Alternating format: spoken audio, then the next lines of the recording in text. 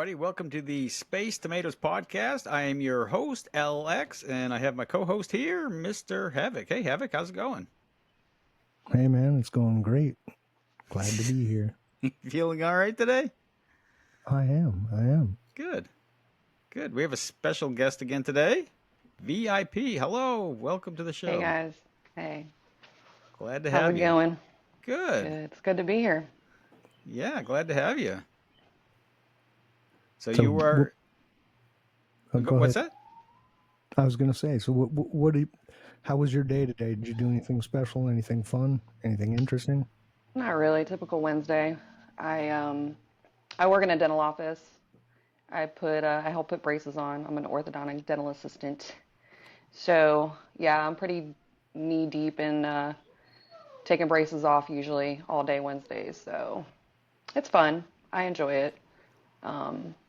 I get to work like 37 hours a week, get Fridays off, so I like it. Been doing it like 20 years now, so I'm kind of just in that, just gliding right on, so. Nice. Sounds like a pretty good gig. Yeah. Yeah, for sure. Yeah, not a bad gig at all. So what team are you on now in War Dragons? In this current moment, I am teamless, actually. Oh, wow. I retired. I retired once before, but it was for like a month, so I don't count it as much as this round, which was about 4 months without logging in at all, which I would say I was pretty proud of because I played since I started playing in spring of 16. So my first mythic dragon was Sage. And I got it because it was just pretty. It had the vines and the flowers on it. And I was like, yeah, I like that. So I ended up with that and had no idea how to fly it whatsoever. But it was pretty. So that was the most important part. So I played 8 years with no break at all. So I was kind of ready at the end for a while to take a break. Because as much as I love the game, in itself, it's a very time-consuming game if you want to make any sort of progress, big jumps in progress. If you want to do that, you're either spending money or you're spending hours and hours a day in the game. And I was ready for a break, and it's actually been pretty nice. But of course, somehow there's a hook stuck in me somewhere that still has that little pull that can pull me back in. So, I will be on a team shortly. I'm just kind of waiting for the new season, which is shortly. So we are making some plans to come back. I'm not too far behind, so I'm pretty optimistic that I can come back and get back into the swing of things and catch up relatively quickly. So I'm excited. Do they make it a little bit easier these days to catch up when you leave for a little bit? I think they did, just with the merging, the ability to merge towers now, and the breeding. I think with the discounted tiers, depending on how far back you are, Right. You can catch up in breeding a little bit cheaper than in the past. So I think it is a little bit easier to catch up now. It kind of just depends. I think if you reach a certain threshold, though, if you're trying to play competitively, that it's going to take multiple seasons to get caught back up. If you don't have a lot of resources saved up, et cetera, it's a grind game to get those resources back. So I've just been lucky enough that toward the end, wasn't really playing as much, so I was kind of saving resources and not using them before I quit. So I was lucky enough to have, a couple thousand chests saved up and rubies and all that good stuff. So I should be able to jump right back in. I just got a little bit behind in breeding in my tower, so just got to take the time, and grind it out. Yeah, you're pretty much at end game otherwise? I'm pretty close, yeah. I think right now end game is 210. I believe, no, 205, I'm sorry, 205 right now. And I'm like 195, 193s, 190, I'm one of those people that's like level locked, and I have been for a while, where I'm like, currently I'm 688, and I think for the next tower level, I need 195s, I need to be 689, and then it's 2 levels for every next 2 levels, so I need to get to like basically close to 700 to be able to get max towers now. So it's that chase of building 100 towers to just get those levels, which is kind of crazy, but that's Right. where I'm at. So it's the Hmm. chase. But again, they've made it a little easier with they've also, I don't know if you guys heard, they've made a bar to where you can do like 10 levels at a time for the first like what 30 levels where you can, use 2 million at a time wood to level them up. So at least it's not one level at a time. So you save a little bit of time as well. So that's been a big help. Yeah, I That's I remember would nice. the I would argue that's PG's best change in the last 5 years, honestly. I remember That and the claim all button. the old days before they had the breeder. You had to click each breed individually for every egg Mm-hmm. token. Man, that took Yep. forever. Yep. I remember that. It was rough. Yeah, yeah. In Rough. 2016, you've seen a lot of changes too, I'm sure. Oh yeah, for sure. Hmm. I mean, when I started, I mean, it was pre-Atlas. So a little on my story, like I came in, I don't even remember why I downloaded War Dragons, honestly. I think I've been into medieval and all that stuff, and I saw dragons. I'm like, that looks interesting, and downloaded it, and You were I probably ended watching the up, Game of Thrones like everybody else at the time. no, No, actually, you weren't. no, Really? no. I actually just did that last year. I binge watched it in like 2 weeks. Like Oh I was wow. addicted to it after I mean, it was like pretty much all I did in all my free time. It was pretty bad. But it took me a while to jump on that bandwagon, surprisingly enough. I was like, Daenerys, what's that? I have no idea. Now I know. I think like Now I every know. other person had that name in the game for a while. Yeah, for sure. And it's so funny to think had no idea for all that time. But when I started off on like this little gold team, but at the time, gold was actually fairly competitive. I mean, not competitive, but it was active, very Hmm. active. And I started on a team, Fire Team Alpha, and that was my first team. It was led by a guy in the Army. That's why it was named Fire Team Alpha. And he pretty quickly had to get deployed and couldn't lead anymore. And I very quickly found myself in leadership.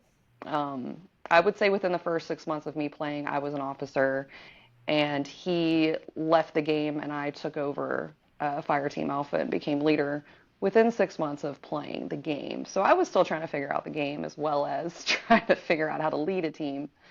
And we were growing pretty steadily at the time.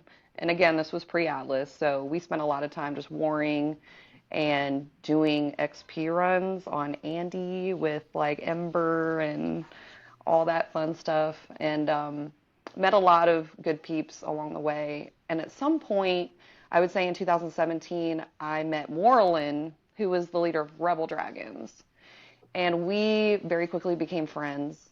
And she helped me out. I remember we got gang warred by like 6 or 7 teams at one time. I mean, before Atlas, that's what we did, right? We gang warred people.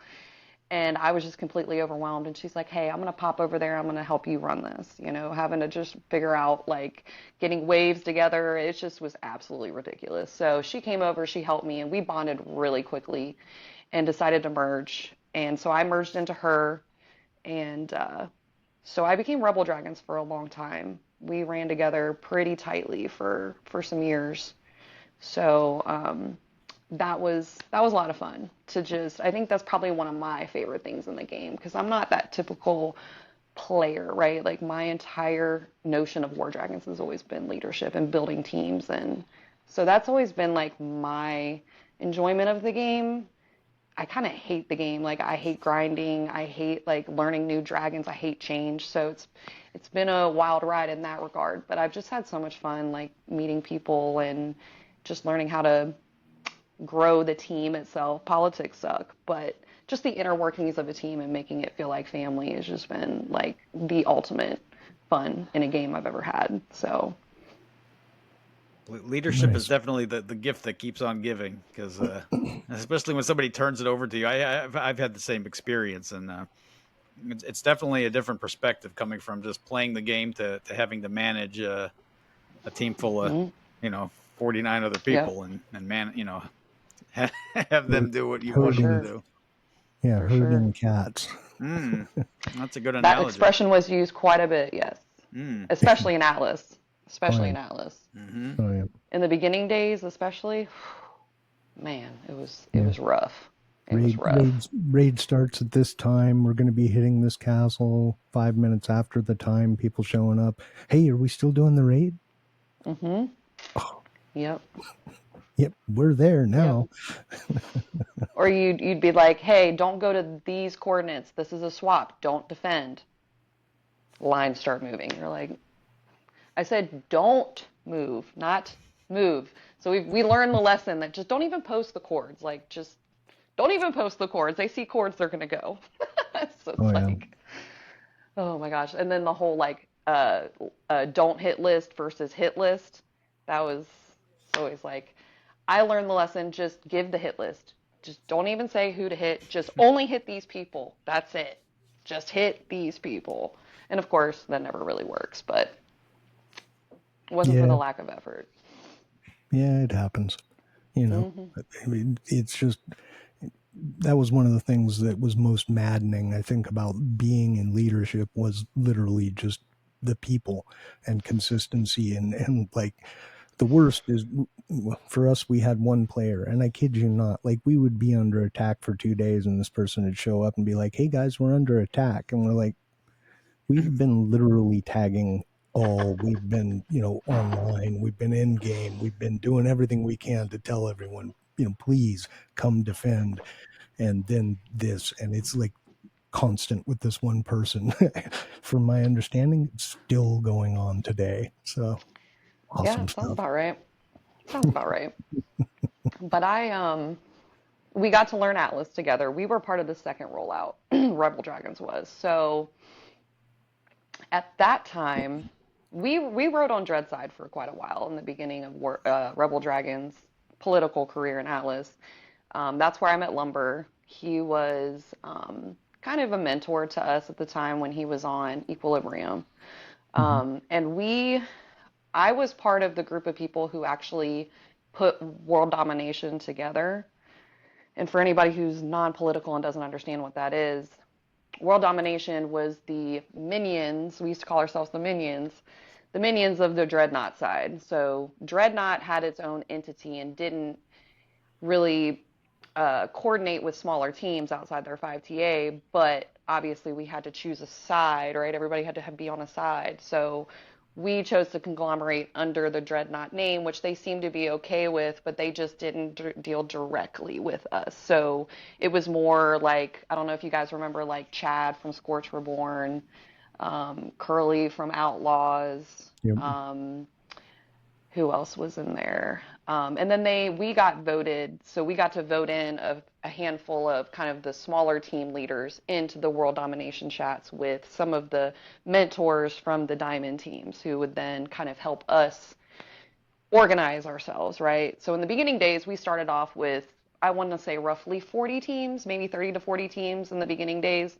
Chaos Crew, Shaw Happens, Yin Yang Twins, um, who else? In the beginning, it was, oh, what was their name? Later, was it Sal from Cornfed Crew? Oh yeah. Yep. Cornfed Crew, yeah, we ran with them. And so my relationship, like for example, with Shaw had developed before Atlas. We were all friends because we came from the same league and kind of were like, yeah, you want to be in a 5TA together? Cool, cool, cool. So we all kind of got together and then kind of got ushered into that. And Shaw and I kind of shared duties together on the World Domination Council. And that for me was like the epitome of chaos in an alliance because at that time there was thousands of teams in the game still.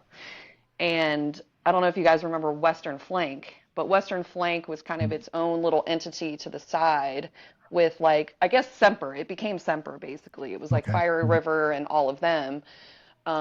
They were a big entity in themselves and they kind of broke down and came over to world domination. So at one point, like at its peak chaos, world domination had over 300 teams in Oh, it. wow. And it became virtually impossible to manage that many teams, right? So we tried, and this was pre-bot era. So at one point, I feel like that was another huge shift in the game. But at that time, that was when the website was created by I wish I could remember her name. I just remember she played on Coconuts. But she came up with the original idea for the website where everything could kind of just be, because we had a lot of spreadsheets back then, just Oh a yeah. lot of spreadsheets. So to just kind of like have one place to go to kind of see all the alliance names and where everybody belonged, because that's what it was really all about back then, was just keeping everybody figured out and organized, like who is enemy and who is not. Like that was a huge thing. So um, that was the beginning of my understandings in like Atlas and politics and like learning just how everything worked. And that was probably, I want to say 2017 to 18. And then eventually, World ND imploded and kind of everything kind of people went to different entities. It all kind of broke down. But Rebel Dragons, we got outed actually by Dreadnought itself. So we were friends with Digital Chaos, who they had given us castles, and so it was kind of like, Hmm. you know how it goes. Oh So yeah. we wouldn't give passage to give Dreadnought passage to like one of EQ's last castles, and it was just because I was friends with Lumber. Like I couldn't do that to him. So we had to kind of take the punishment for that. So we were kind of outed, and no regrets, no regrets whatsoever. But it was a change of culture for us and just learning a new way of life outside of our alliance. Only alliance we had ever known. So that was an adventure in itself as well.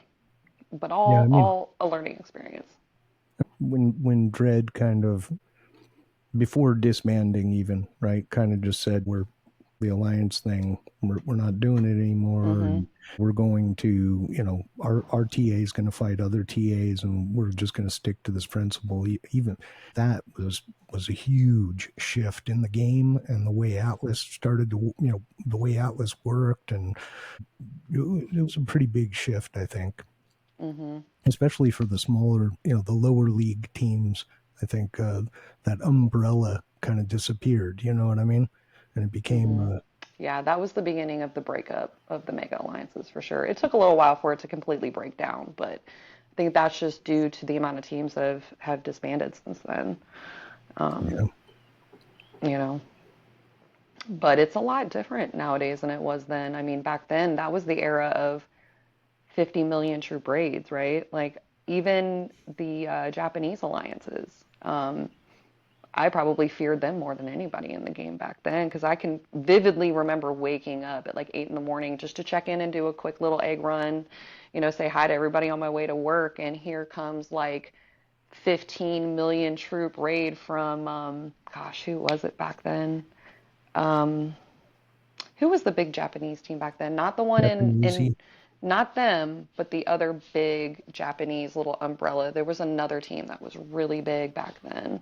Mm, Shoot, I can't remember their name now, but they had a bunch of teams that it was like 15 of them that on any random day that would run together. But man, they would come in just absolutely loaded. And they knew you were asleep, so like they knew they could get away with it. So they just come in, you just bubble. Like you had no choice but to bubble. But oh it yeah, was absolute chaos. It's yeah. crazy. And serious organization skills, right? I mean, Hmm. they were on point as far as organization and planning, and Yep. Well, just the thing really, about Japanese that scared me were their bases. Like they copied each other's oh, bases geez. and they were just brutal, man. They would defend like nobody's business. It was, and they still, I mean, the Japanese teams now still have a very, very similar kind of outlook to having very defendable bases. They have very good, very good. But Yeah. I'm still a little scarred from that to this day. Like, no, no, stay away. So you were one of the leaders on Warren for Forcers, or we all call them we. Um, Hmm. how long were Yes. you leading that team for?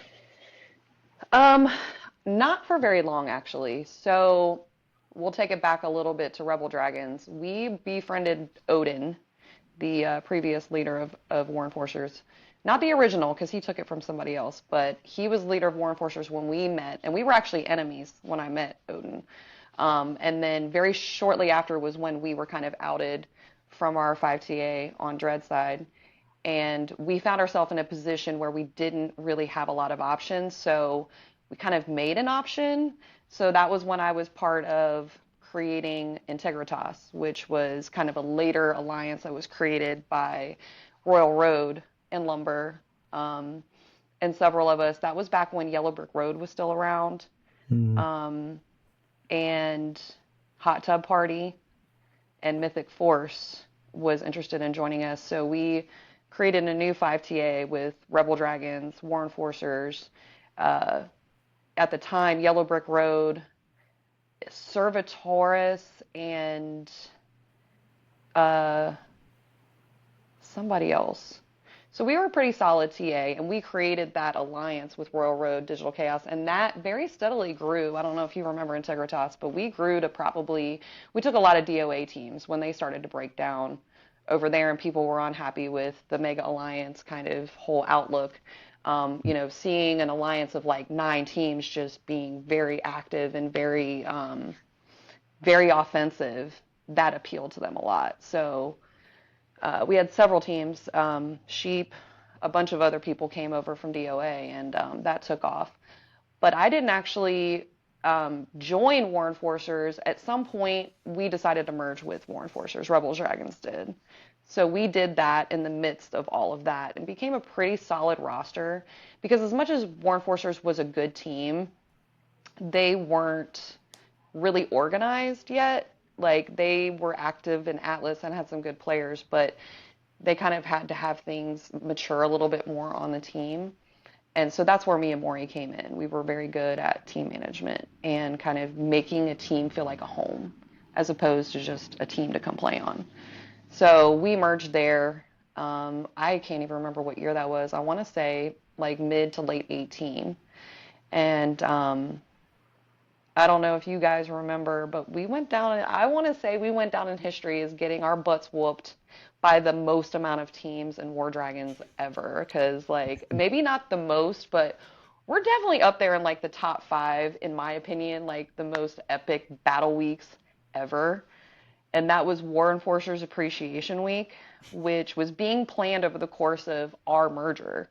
So people were watching us. They knew that we were merging and they were watching and planning. And when I say it was like 30 to 40 teams that planned this, all Dread side. And it was when Semper was still intact. And I believe Dreadnought had disbanded at that point because this was after, because if I'm not mistaken, Dreadnought disbanded like right after Royal Road did because they're like, well, our biggest enemy's dead, pretty much nothing left for us to do, so we're peacing out. But I think Empire was still around at that time. So it was still, Dominus was still intact, but I think Dreadnought wasn't in that battle. But it was them, Semper, Dragon Alliance, and that little European group, True Valor, and that little group. I mean, everybody was in on it because Rebel Dragons had a pretty good reputation. Maury and I were pretty nice to people, whereas Odin was pretty disliked in general by most people in the game at the time. So I kind of overestimated how much people hated him, I think, because we had several Rebel Dragons had several castles in mixed areas that we never had issues in before. But the moment we merged with Odin, they became an issue. So we were getting attacked on, I want to say we had total maybe like 15 to 18 castles. We were getting attacked on about 11 to 12 of them throughout the entire week by 40 different teams. And we lost several of them. I want to say out of 12, we probably ended up holding on to like 2, maybe at the most. So we got our asses handed to us for sure that week, and we lost a lot of troops. And I probably lost a pretty big majority of my sanity that week. But we survived as a roster and as a team, and it kind of made us stronger at the end of all of it. And it was just absolutely epic. Like, it was so crazy. I'll never forget, it was our first big battle on a T4 because we were holding a T4 right next to Top Gun. Mm-hmm. And they were just Dominus, Semper, everybody was just using that passage. And we held that T4. That was like the one that we like held on to at the end. And we gave it our all. And I think we put up a pretty good fight. And never want to do it again. But it was an epic week for sure. Yeah, I certainly remember a number of epic weeks as well. On the other side, yelling at Odin and Yeah, you and yeah, others, like yeah. what? I But I remember that. Well, I remember one week specifically. I yeah, remember that week. the The one Fire there T2 was area. yeah, I think there were three in totality, but it is what it is. Pixels, you know. Yeah, The end of the yeah, day, I have no for animosity sure. towards anyone. Right? It's a game. It's Yeah, about domination, and for that's sure. what goes on. Yeah, Yeah. I remember that week though. You were pretty upset with us that week. You're just like, go away. We're like, no, we want the castle. Well, we were seriously outmatched, beyond outmatched, and there was no, big alliance anymore. So it wasn't like, oh, Right. we'll just call in the people that are matched with the people attacking Yeah. us. It was Hmm. we're just going to have to deal with it. So, Well, I was really upset mm, with Ghost. I remember because we it was a different team that owned the castle, and Ghost stepped in and took the castle. I'm like, what's going on? I'm like, yeah. why does he have the castle? And so he, started messing. I've known Ghost a long time, like pre-Atlas. We were all friends, Shaw and Ghost, and Oh yeah. um, Ghost can be quite the bully. I don't know about that, but yeah, I guess Ghost can I mean, definitely get on. character builder. Yeah, gosh, I there's haven't talked to him in so definitely long. a side of Ghost that gets yeah, yeah, for sure. But back to the question you had asked me before, I became leader of War Enforcers um, way after the fact. So Moreland was the first to retire, and Odin was the leader for quite a while until about 2000. I want to say 2000. Gosh, toward the like when COVID hit, everything kind of starts to blur together, right? So Oh yeah. it was after COVID that I became War Enforcers leader. Um, Odin took a break from the game, and I had to kind of make a choice of whether I wanted to, kind of disband because Odin was the big face of the team and was, I would say, arguably kind of like a celebrity in the game, right? He's like the most monetized um, content creator that War Dragons has seen. So Oh yeah. he was kind of the face of War Enforcers. And I will say, a lot of people hated Odin, but I don't think they truly got to know the real Odin like some of us did. And he is a lot of what people think, but he also has a lot of good qualities as well, which is what kind of balances it out. And I think one really good quality he had, which made War Enforcers a really good team, was his ability to know when we could win a fight and when we couldn't.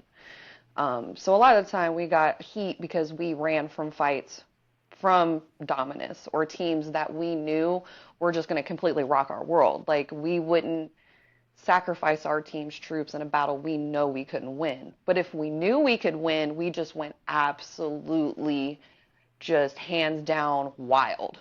So that's why a lot of teams hated us because we were very good with numbers and he was pretty obsessed with ratios. Ratios got brought up quite a bit um, among our peoples because that was what drove the guys that ran with Odin was that, kind of swinging your dick mentality where it's like, look at our number, look at our KD, it's amazing. It's better than anybody else's, which I would argue at one point in our career, it was pretty good.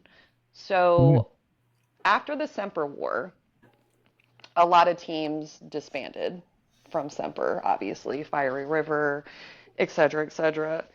And Angels Demons was one of those teams that decided to pack up shop, but Harsha, um, former leader of AD, was really interested in a merger with us. And this was within 6 months of our merger with Rebel Dragons. So I was a bit hesitant because I'm like, we got a solid roster. Like, we don't need a merger. And Odin's like, yeah, but like, do you see these players that want to join us? Like, how can we turn these down? So AD had a very good crew of players, and they brought in what we had always been missing, which was the Asian crew. We had a lot of American Euros on our team at the time. I think maybe at the most maybe three Aussies and Australian or Aussies and Asian time zone. So we were pretty weak when it came to that. So when that happened, we merged with them, brought in maybe 15 people or so, and it just skyrocketed us in every aspect, like organization, PvP, Atlas numbers, just everything just skyrocketed after that. And we rocked it for that year that we were able to keep it together, before Odin retired, and then I had to kind of decide what I wanted to do. And a lot of people left after Odin retired, but I somehow managed to do another merger and keep it together and kind of go for a couple more seasons. So that was kind of the end of War Enforcers. But we were top team when we retired. Oh So yeah, yeah, no yeah, question about it. it So took a lot for us to get there, but we made it. When you aside do from War Dragons, what do you do for fun? Um, I paint. I'm not really great at it, but I've found some comfort in just sitting down and staying still and learning something new, because I'm not an artist by any means. My daughter, I have a 13-year-old daughter. She is an artist. She's very good at what she does. She's very good at drawing, but I do just never had it, never had the natural talent for it. But I just decided, you know what? I'm gonna give it a go. And so I think I've gotten okay. I do landscapes pretty well, but don't ask me to draw a portrait because it's not going to be good. But you ask me to draw, like, an ocean with a sunset, I can give you a run for your money. So, but nice. aside from that, just kind of hanging out with my close peeps and animals.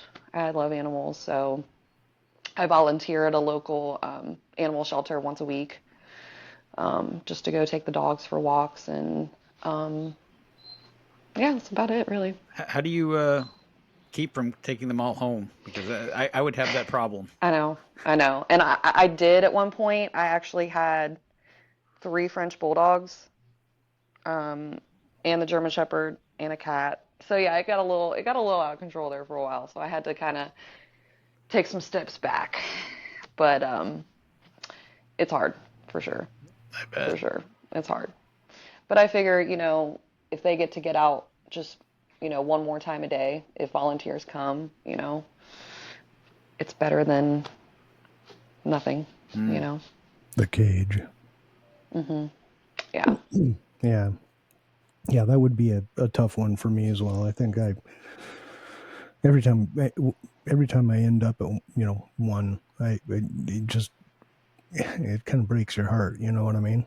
But Yep. I also have a full realization of what I can actually take on and what I Yep. can't. For sure. And yeah, I can't take on 30 more animals. Well, depending on what kind of animals, but If I won the lottery, there'd be telltale signs, okay? Like, I'm just saying. Like, right? Like yeah, 1,000 for acre sure. property and For sure. a For hundred of sure. it is all rescue. Yeah. I don't know if you ever followed the guy Lee Asher. I follow him on Facebook. I've been following him for years. He started off in his RV with just a couple dogs, and he would just travel around the country and go to different shelters, and he would pick out shelter dogs, take it out with him, let him live with his pack, and he would rehome them along the way. And eventually his following got so big, I would assume, and part of it may be like his investments, like cashing in some of his 401k, whatever the case is. He ended up buying like 200 acres out in Montana, I think. And he's just Wow. living the dream of any like dog rehabilitator, animal sanctuary person. He's got just hundreds of dogs in his pack now, and has, just farm animals and horses and alpacas, and just like has a whole like part of the house for the cats. And yeah, he's just living the dream now. So I'm like, I wish that was me. That's my dream. Yeah, Yeah, I that just sounds that's a lot of sounds animals to pretty take care awesome. of. But he's got a whole crew, like Oh, he's okay. he's able to hire several people to help take care of him. So it seems like a pretty well-oiled machine, because he doesn't just take like animals. He takes the ones that nobody wants, the ones that need medications, the ones that are old, the ones that are blind. Like he has several dogs that have the hypo, where they can't really walk straight, the something wrong with their brain. He takes those dogs. He has several of those dogs. So he takes the ones that people don't want. That's pretty awesome. Yeah. Yeah, my old Rottweiler had, I can't remember the medical term for it, but it's known by a nickname of, I want to say it's sailor's disease or something like that. Mm. Which same thing, she'd swing her back legs and kind of walk like a drunken sailor, I guess, is the thing with it. And yeah, that was kind of a bummer, but she did well for a very long time, so Yeah. it was good. You're I right. had my soul dog, I had to put down at 18, so Oh that was pretty no. sad. Yeah, I had him 15 years. That's But he always had hard. one of the hardest things in my entire life. I was Hmm. playing War Dragons at the time, and yeah, it was really rough, for sure. Yeah, But that's certainly now, fun. we've I guess War Enforcers has decided to come back for one more round, because why Cool. not? Yeah, So is that your new home potentially? that is my new home potentially. Yes. Awesome. So, I've been retired 4 months, but the entire time I've had people kind of, when are you coming back? When are you coming back? When are you going? I'm like, never. I'm never coming back. Don't do it. Yeah. But, just talking to the people that still play because I'm still close with a lot of people, um, they're just like, we need some excitement. We're all bored. That's like the main consensus I'm getting from all across the board is people are just bored. And Oh yeah. so I'm not sure what exactly we're going to be able to do, but I do think we can bring back a little bit of excitement to the game because, a little bit of hate can go a long way sometimes. It can get you to that next level, which is, you know, can sometimes be understanding and, that kind of what's the word? Just having that view of being more educated. I can't think of the word right now off the top of my head. Um, just being more educated and being able to find fun where there really isn't any, I guess is the best way to say it. You just make it your own fun. Because unfortunately, I feel like PG has kind of stopped listening to their people. For a long time they did. It felt like, Yeah. or at least it felt like we were being heard, and now it's crickets. So we just have to kind of be creative and make our own fun. Yeah, So, so they didn't actually put in place another community manager, right? So they just have what, devs every once in a great while pop into the Discord and like yep. give an update. Do they ever like, I don't know, respond and like have conversations, or is it just kind of crickets in general? I mean, since I've been retired, I haven't really popped into too much anymore. So I honestly don't know. But when I retired 4 months ago, it was pretty much, a graveyard. So I wouldn't expect it to be any different. But it's just kind of sad because, I mean, they had a great idea going. Had they just kept the people in there to keep kind of evolving it, I feel like they would have done a lot better with it, but people just got bored. I mean, it's the same events, the same thing over and over again. So it gets kind of repetitive and mundane after a while. So, like I said, I'm not coming back because I love the game itself. I love the challenge of building a new team and bringing people together and seeing what we can make of it. If we do well, we do well. If we flunk, we flunk. We've done both at this point, so it could go either way. Yeah, and there's still a lot of camaraderie, I imagine, and so okay, so big question is Odin coming back too, again?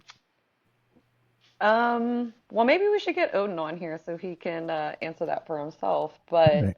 We we I'm we hoping he have will. him we have him on the line. I'm asking him for Friday. It's currently, Nice. for everybody seeing this, is currently Wednesday, the 14th of May. You won't see this for about a week or so. I'll try and get it out in about a week. I editing and Right. rumble garble. I have a silent partner in editing. My equipment's just not good. Sorry. Yeah, that's yeah. Yeah, no No, problems. But I mean, I'm hoping. Last time I retired, I was gone for maybe a month, maybe 6 weeks at the most, and Odin brought me back the last time because he wanted to restart War Enforcers the last time. So it's the roles have reversed this time. This is not our first rodeo in this situation, but I'm hoping so. He's been really busy with work and stuff, so I'm not sure how full time he'll be back, but I think he'll at least come and hang out for a while, and we'll see if we can kind of I nudge him mean, back. come on, man. We were all working full time while we were doing this stuff. I You know. can too. Get to. Girl, though, he's so hard to get to multitask. That was like one of the things that made him an absolute awful leader. Like he would he would miss 4 out of 5 quests, but he would be online 13 hours a day. Like you could tell him 15 times to do a quest. And he'd be like, okay, okay, okay. And then the time comes and you look and you're like, he's the only one that hasn't done his quests. So that's And I'm just, sure he meant to as well. Yeah. And not yeah, to, I wasn't meaning to be disparaging at all, right? I mean, school no, is that's how definitely he quite is. the workload, you know? So Yeah, and for I'm sure. really excited to have him on because like you said, right? You know, I don't know about the monetization, whatever that to me is whatever. But the fact of the matter is he put out tons of content, and you know, in the beginning, he was probably one of the reasons I ended up staying playing War Dragons because I couldn't figure certain things out, and he would put out videos and really kind of lay down this and that and use this combo, kind of when you want to time things, and really was immensely helpful. And Hmm. I remember telling him so at one point, like, you know, just some useless plebe sitting there telling someone, but whatever. Um, very influential. So I'm glad to have him on. You know, and it'll be really cool to see how he's doing and what he's been up to and what he's planning for War Dragons if he's going to try and take over the world again. Yeah, I'll let him answer that. But I'm fortunate to have built a relationship with him outside the game as well as several people. So, even throughout our retirements, we still have each other's number and still stay in touch. And so I'm really thankful that him, along with several others, we have each other's number. We know each other. By the way, my name's Casey, and that's been one thing that since the beginning of my career, I insisted on all of my members calling me by first name. It was just part of how, it kind of it felt like my family. And so these are my friends and my family. So, don't my name's VIP, but call me Casey. Like anybody who knows me in the game and we're actual like friends in the game, they call me Casey. So, Awesome. um, so feel free to call me Casey. But Mhm. um, I stay in touch with several people still, and he's been one. And so I text him, I'm like, hey, thinking about coming back. He's like, really? So yeah, we're trying to get him back. We'll see. We'll see if that happens. There's probably a little bit of hidden excitement there from his side, I would imagine. For You sure. know. For sure. Yeah. He won't say it out loud, but I think he's thinking about it for sure. All right. Well, we'll find. Maybe we'll find out a little bit more. Maybe he'll give us a little tease or something for what's going to happen or what may happen or what plans are. For sure. For sure. So I noticed you've got some artwork there on your arm and Yeah. So yeah, that's my tribute to my love for dragons. Oh wow. oh, that's so cool. Yeah, I got that. And then I don't know if I'm gonna be able to show you guys this one or not. Let me see. Which shoulder is it on? Let me see if I can actually angle the camera so you guys can see. You might have to edit some of this, but hold on. Yeah. I'm dedicated, guys. I'm dedicated here. Hold on. Can you see what that says? What is? Oh, we suck. Nice. Awesome. So I have it branded for life, okay? So I'm 100% loyal to my War Enforcers family. That's pretty So epic. I actually considered getting a YY tattoo at one point. Never I know. told Might Odin he still needed to happen. get one too. I'm like, see, now I am the official War Dragons leader of all time. I'm the best. There I you got the go. tattoo. I can't show So you my There you go. dreadnought tattoo. They'd have to kill me. Sorry. you Sworn to really got one? secrecy. You really got one? I can't tell you. You know, that was one thing about Dreadnought that just always intrigued me was how secretive everything was. Like you had to sign an NDA and yeah, it was pretty crazy. In blood, yes. Mm-hmm. Hmm. Mm-hmm. No, I Like can't. I actual blood. 100% believe I it. can't confirm or deny that. Yeah. I Mhm. 100% believe it. Definitely little actual blood from each member. Went through a DNA profiling to make sure Mm-hmm. there was nothing off. Yeah, Yep. I've heard stories. They're like the Illuminati or something. I heard a In lot of this stories secret too, and I society. always wonder if they were true. Like somebody told me that they had to people on Dreadnought had to do like weekly check-in on call and like check in with the leadership and tell them like, how you been and what you're doing and how active you are and stuff. I'm like, wow. Like maybe we should start doing that. To do like monthly progress reports. So how are you doing as a member on our team? No, we didn't do any of that stuff. They would send the private jet out to the regional airport, and we'd have to fly into headquarters, once in a while to show No up. way. Dread quarters. No way. Yeah, it's like this island with this volcano on it. It's like in the shape of a skull. It's pretty cool. Wow. Had a little Hydra tattoo on I it would have or paid money something. to go see that. Something like that. Fun place to Yeah. visit. I wouldn't want to live there though. No, Nah. no. But don't they have sharks with like laser beams and stuff? Yeah, there's a moat around it. Yeah. Wow. There's That moat sounds like around the the island, island from Shark Girl and Lava Boy. right? Yeah, yeah. We could, yeah. Everybody always, look. Let's be honest. Dread was Panda. That's it. It was just Panda with like one of those 50 devices and just. That's how I imagine the current team in Atlas's right now at the top. I Mm. won't say the name, but yeah, there's always a team like that. There always will be in every game. Doesn't matter what game it is. If you play it and it's that kind of a battle, conquest type of game, Hmm. there will always be a top team. And Yep. to some they're going to be the most hated team, to others they're going to be the most loved, and it's just one of those things. It's human Hmm. nature, really. Well, I mean, back to what I said before, I feel like bots were a huge game changer in this game. Like huge, huge, Oh huge, yeah. huge. It gave it, and it's like you can look at it from different angles because it gave an advantage to regular teams that didn't have an advantage before. But then I also think that it gave such an advantage to certain people that it put them on steroids and kind of made it almost impossible to beat them. So it's kind of Yeah. sad because I really wish they would go back to just no API, just bring it back to old school. Like I think a lot of people would be more inclined to hold castles and play the game if there weren't these huge advantages for people because the bots have kind of grown into this really sophisticated thing Mhm. that, if you are educated enough in how to use these bots, you can see teams coming before they even come.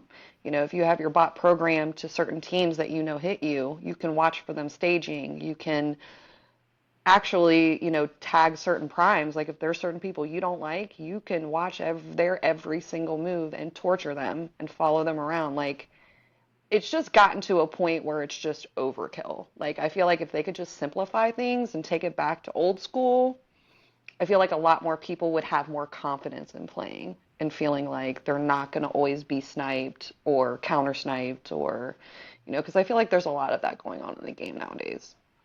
That's why Yeah. there's so many pirates. I kind of I'm kind of I'm midway on that with you. So I think some of the more advanced functionality, like what you were talking, player tracking, things of that nature, yeah, that should be locked down. In my opinion, right? It's an advantage that someone with the right technical aptitude can take full advantage of, and really is unfair to people that just don't have that technical aptitude. Hmm. Um, on the flip side, being, we were Sapphire 2. So we weren't Diamond League. We weren't in that competitive level, and we didn't want to be, right? That wasn't where we wanted to play. But I remember Atlas for a good while was just the most frustrating thing in the world, because we'd get hit, and then by the time you log on and everything else, you're either bubbled or you're almost losing your castle. And having the bots be able to say, hey, people are coming, or because Oh, for you could mm-hmm, monitor a gate, right? So 100%. hey, here's the gate. Mm-hmm, This is the only way they're getting into this area. So if we mm-hmm. monitor this and we see alerts on that, then we can get on in time to defend. And I think that's a crucial piece of it, really. It should I be agree. built into the game, really, but it's not. Mm-hmm. But yeah, I think there's definitely room for bots to have a place in War Dragons, not to mention player stats and things like that. As a leader, being able to look at new Mm-hmm. applicants, where were they, where did they come from, Right. what's their lifetime, their monthly, their this week medals, kills, etc. That's another piece that I think is really relevant to teams in general, right? I agree. Yeah, and it definitely helped kind of streamline a lot of what we did in leadership.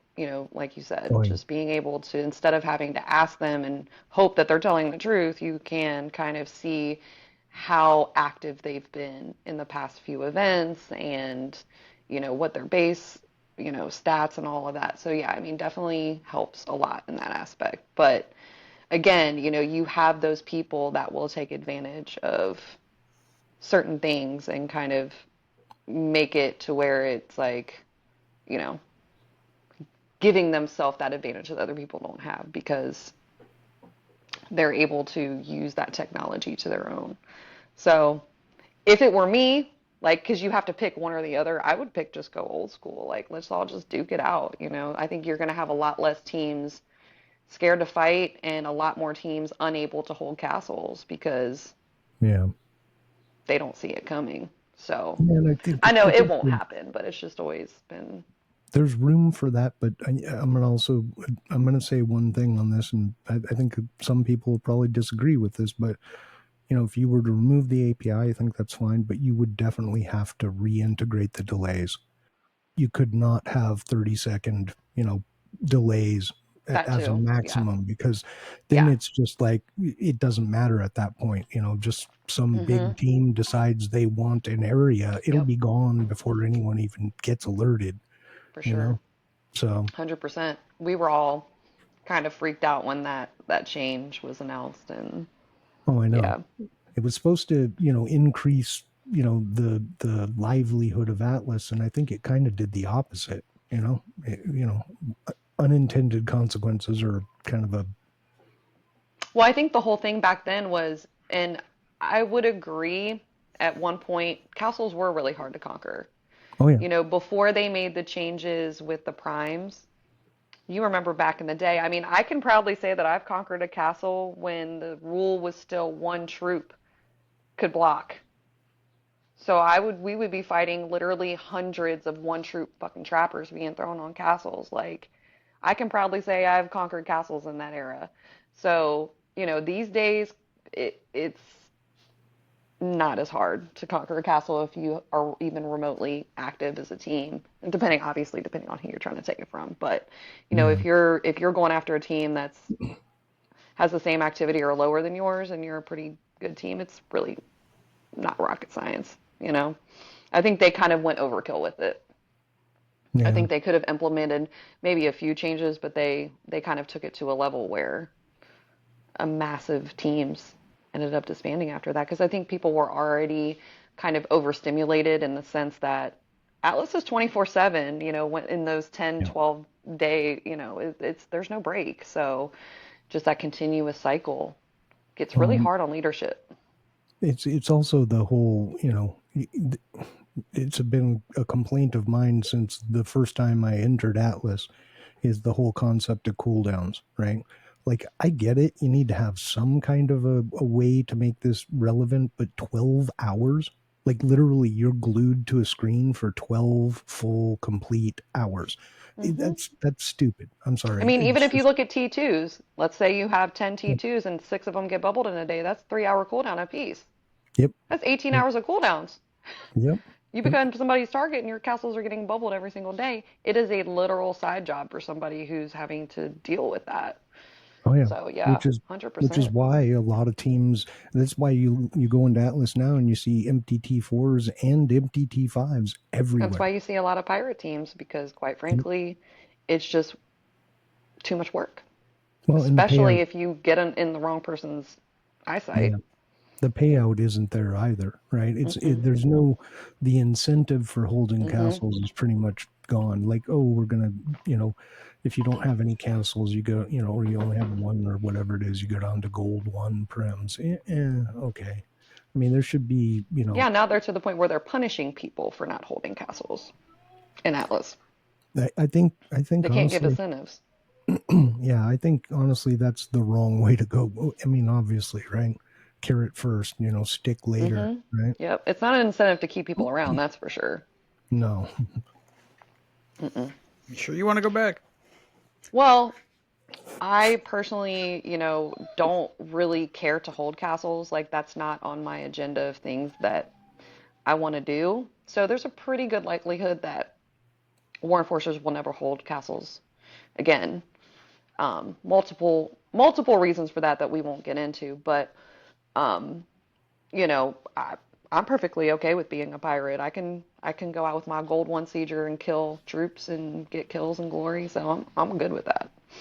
So I mean, honestly, at this point, what they should probably do is revert the map back to the very first release of Atlas with that many castles and leave it at yep, that. Because yep, right now, you want a T4, just go take one. It's empty. There's like yep, 50 yep. at least, So reduce the Agreed. number of them, make them more valuable, Mm-hmm. and incentivize players to actually hold a castle, just one Yep, even, you know. yep. 100% totally agree. Is it possible to use that data to find out how many players are still left in the game? 38,036, I believe. Oh, okay. Wow. Has that gone down? So I would imagine that's a lot less than it was at its peak. Yeah, I don't it's know. Is there it's any way to go like significant. backwards and look at that information, or is once it's just current information? I don't know about that, but I think when we were at the summit, they threw out that they had, well over 100,000 players, Oh wow. well over, and that was active, Mm. real active players. What does active actually mean? Like you log in once every couple of weeks at least, minimally? Day, every day. You Oh, log okay. in every day, you do your tasks. When you get your activity, right? And you get the little, are you, I don't remember what it was, very Mm-hmm. active, Right. whatever, active players. So they were using that metric, and that metric means you're logging on, you're Mm-hmm. doing it Talking. multiple times per day, you're using chat, you're competing in events, you're doing whatever. The task list of let me get back to active from Mm-hmm. not active, right? So Yep. yeah, well over 100,000 of those, which would indicate probably something like 500,000 plus players that in totality. And I think it's 38,000. I want to say 38,036. I'm pretty weird with numbers, but I could have some transposition going on. One of the people on my old team actually is using the API to look up like up teams, teams with number of castles, number of kills, just basic stats, right? And one of them was the players in the game, right? It's an open field for API, so Yeah, it's definitely, I feel like a lot of the people that are playing now aren't really playing competitively anymore. There's a very small pool of competitive teams out there because I think a lot of people are just have gotten very complacent and and or scared to fight anymore because the numbers are just so small. Nobody wants to disband anybody and nobody wants to make anybody mad. And so I think that's another reason why War Enforcers just needs to come back and remind everybody it's a war game, like let's yeah, fight. I So, recognize the German Shepherd whine in the background. There's no mistaking that. yep, I yep, miss I miss that a little bit sometimes. yep. That is her. Kalia, open that gate. Let her in here. She's losing her absolute mind. I'm sure everybody would like to see her. Yeah, we have a very antsy German Shepherd wanting her moment in the spotlight. Well, Kalia, She's in another room. We're still trying to make the decision whether to get another one or not. It's a tough call to make. How many do you have? Two? We've always had two. Okay. We have zero right now. Oh, okay. She's a she's an she's an only dog, but she gets along with males, but she's just not a big fan of their female dogs. Come here. Sit down. Oh, sit. There we go. Okay. Oh, All she's right. beautiful. All right. She just is so. Come here. Come here. Come here. Come here. Sit. Sit. Stay. There we go. There we go. Oh, Nope. Stay. Come here. There we go. Okay. All right. She's so like, oh my gosh. Come. Come here. Come on. Yeah, it's because I didn't take her for a walk today. She's like so hyper right now. Come here. definitely What's creatures her of name habit. again? Maybe if I. Sorry, Havok, what'd you say? I was asking, what was her name again? Watson. Watson. Like from Sherlock Holmes. All right. Yeah. Very cool. Okay, now I can get her to stay still. Because I have the toy. Drop it. Drop. There we go. All right. Yep. Yep. Okay, okay, okay. This begs the question, how do you play War Dragons while dealing with a German Shepherd? I know, right? Well, it's all about just exercising them, you know. That's why right now, had I taken her on that 45-minute walk, she wouldn't be quite this wild. But I think it's just because she's like, excuse me, ma'am, you have not exercised me today. That's the one big thing I've learned about, especially German Shepherds. If you keep them exercised and on a routine, they're pretty chill. But the minute you take them out of their routine, they're, oh my God, like they freak out. Come here. Come here. Sit. There we go. Stay. There we go. Now maybe you can see her. There we go. Stay. Oops. Look at the camera. Show them how pretty you are. Stay. There Well, you go. hello, Watson. Does Watson watch TV? She will sometimes. If it's got like other animals and stuff in it making noises, she'll watch it. But if it's like the news or something, no. No. But she likes Paw Patrol. I actually put that on for her one time and she's like watching it like, wow, what are they doing? Like, Ours used to like cartoon movies for some reason. Really? Yeah. Mine liked watching TV, pretty much all TV.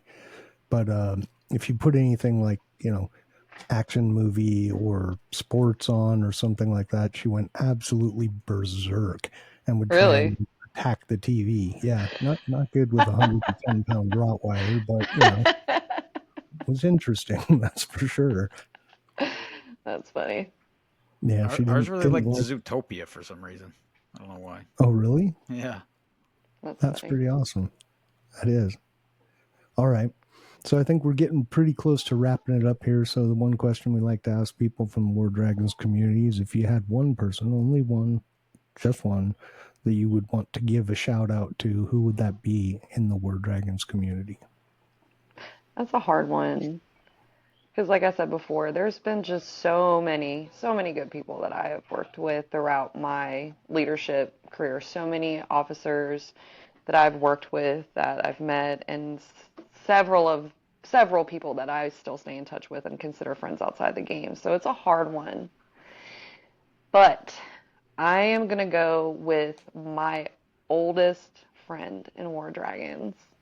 Her name is Chrissy, aka Impossible Pie. She is currently running Fire Team Alpha right now, my original team that I left her back in 2017, and somehow she survived and I didn't. I went the hard route. I went competitive and just went balls to the wall, and she's just kind of been slowly just going along, and she's still slowly going along and hanging in there. So I just want to say, Chrissy, I appreciate you. I love you so much for just being a good friend and loyal and sticking to your word and being one of the best people I've ever met in the game. She's been an absolute pleasure. And she actually is from Australia, got married to an American last year, and came to visit the States for the first time.